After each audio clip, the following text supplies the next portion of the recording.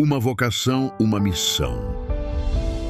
No terceiro domingo do mês vocacional, a Igreja no Brasil celebra a vocação à vida religiosa consagrada. Homens e mulheres que ouviram o chamado de Deus e decidiram entregar suas vidas em... Meu nome é Irmã Idânia, sou da África Ocidental e sou da Congregação das Irmãs Oblatas do Sagrado Coração de Jesus. Eu já estou com 6 anos na congregação como formanda e como irmã já estou com 6 meses de primeiros votos. Bom, eu comecei a entender o meu chamado através do convite de um padre que era o pároco da minha paróquia e ele era o meu catequista também.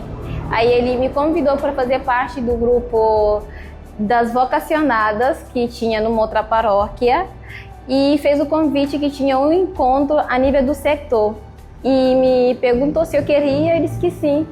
Só que eu não sabia o que era, só aceitei o convite porque era uma coisa que ia sair da minha paróquia para outra. Aí quando chegou o momento para ir, eu ia junto com as outras irmãs que eu nunca também conhecia. Aí quando cheguei, na hora de sair, elas me olharam e disseram, tu não vai.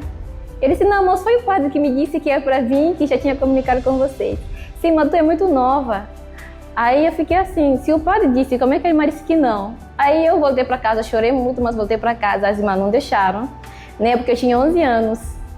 Aí eu estava preparando para a primeira Eucaristia, eu disse, já que não queiram, eu vou voltar. Voltei chorando, conformando em casa.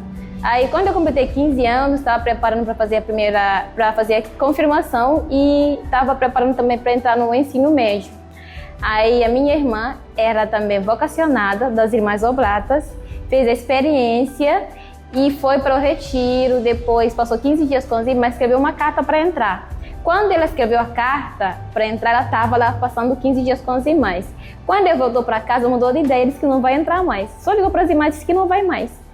Aí as irmãs ficaram assim sem entender, né? Estava tudo decidido, mas depois ela disse que não vai e não foi.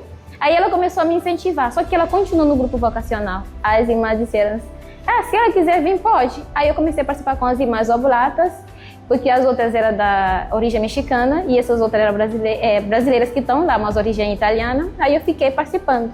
Quando eu cheguei aqui também não foi fácil, porque querendo ou não, é uma cultura diferente, um país diferente, num outro continente e que tem suas próprias comidas também, né? A gastronomia é totalmente diferente. Então eu senti todos os aspectos cultural, porque era muito diferente do meu país, eu não conhecia ninguém que morava nessa casa.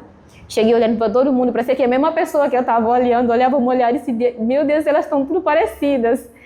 E fiquei com dificuldade de aprender a língua, acostumar a comer as comidas daqui, de fazer as coisas do jeito que se fazem aqui. Não foi fácil, mas foi possível. E eu gostei da experiência e passei 4 anos, faltava só 3 meses para 4 anos, fui de férias lá, voltei em 2024, fiz um noviciado 2 anos e quando foi agora fevereiro, professei. Mas para dizer assim, foi o incentivo do padre, da minha irmã. E na minha família, assim, a minha mãe não acolheu para dizer assim, não e sim. Ela ficou neutra, ele disse, você faça a sua escolha que seja coerente. Mas o meu pai disse não, ele lutou bastante. Mesmo eu estando aqui, ele sempre lutava. Ele disse assim, tu não vai sair, sai, que não sei o quê, prometendo várias coisas, né? Ele disse, não, eu vou ficar aqui, porque é aqui que eu acho que vai dar melhor para mim. E a escolha que eu acho que Deus já tinha feito para mim antes. Eu estou só cumprindo aquilo que Deus já tinha projetado. Não é fácil, mas é uma missão muito linda. Eu vou dizer assim, uma mulher consagrada ou consagrar-se ao Senhor é doar-se totalmente a Ele, né? Como dizia a nossa fundadora, né? Doar-se aos pés do altar, pela santificação, de onde passa a graça de Deus, que é os sacerdotes. Então, uma mulher consagrada ou uma religiosa consagrada dentro da igreja se dedica totalmente às coisas do Senhor e ao próximo. Que o apego à família não é que não vale a pena ou não tem que existir, existe. E é muito bom quando a gente sente essa saudade da família.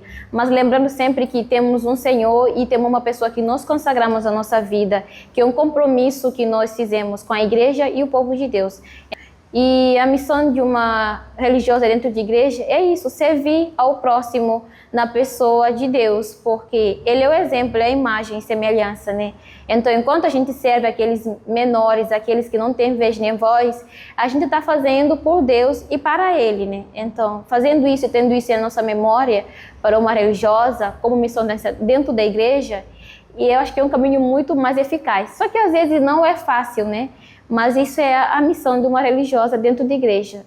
Serviço e levar Cristo àqueles que não conhecem e tentar mostrar o seu amor para aqueles também que conhecem, mas não sabem como vivenciar. É um chamado muito bonito, eu digo mesmo. É desafiante quando a gente escuta esse chamado e o medo nem que fica longe, fica perto e o medo vai sempre incentivando a gente dizendo não, não. E quando a gente deixa que o medo fica de lado e deixa que o Senhor nos ilumine, o Espírito Santo, a gente consegue responder sim.